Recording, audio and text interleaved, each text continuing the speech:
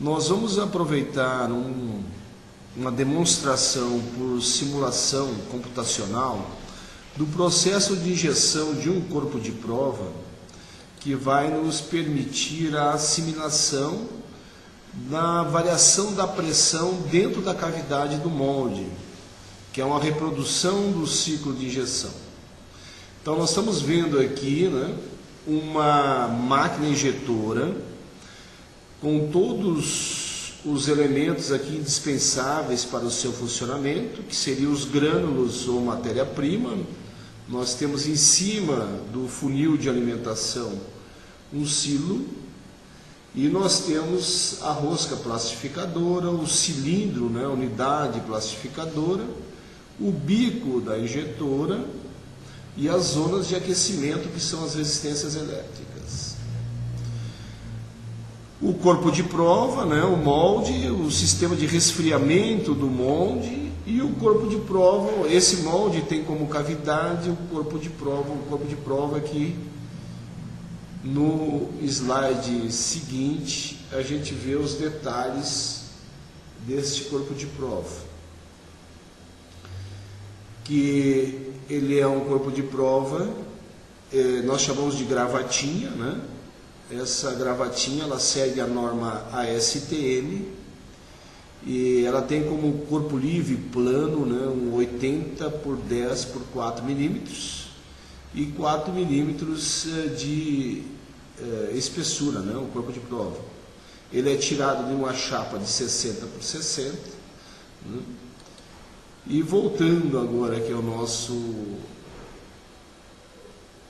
nossa demonstração, a máquina injetora vai executar o processo de injeção e, junto com o processo de injeção, nós vamos ver que no corpo de prova nós temos um sensor de pressão.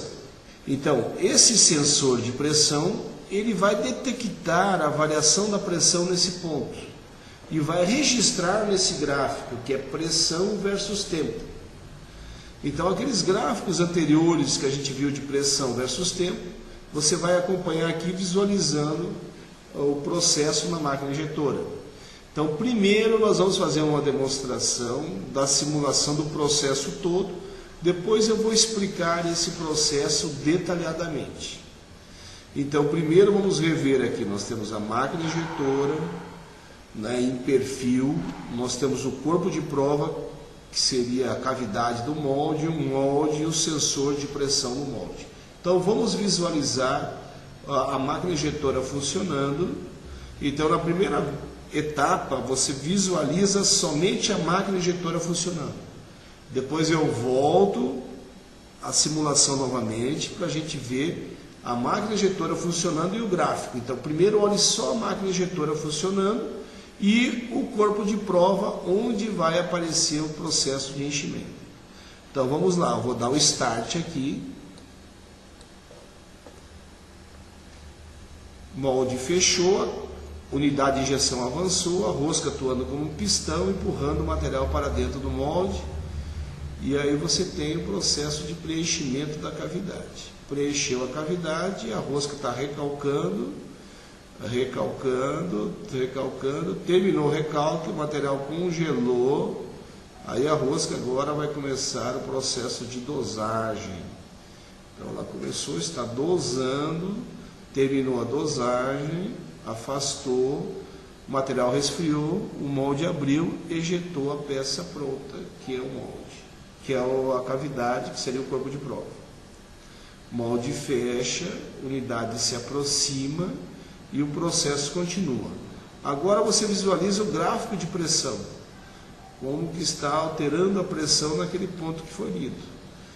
Então, ele completou o enchimento, aquele pico, nós vemos ali a pressão de recalque, entrou o recalque, o material está resfriando, resfriou a última parte.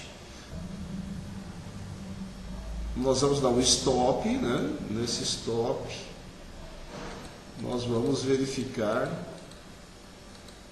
o processo, como que foi o gráfico resultante desse processo. Então, mais uma vez, olha, a pressão está subindo, preenchendo a cavidade, terminou, por exemplo, o enchimento da cavidade, compactação, recalque, né? Recalque, continua o recalque, termina o recalque, resfriamento, né? Pressão cai a zero, aí o processo continua. Então vamos dar uma analisada no gráfico.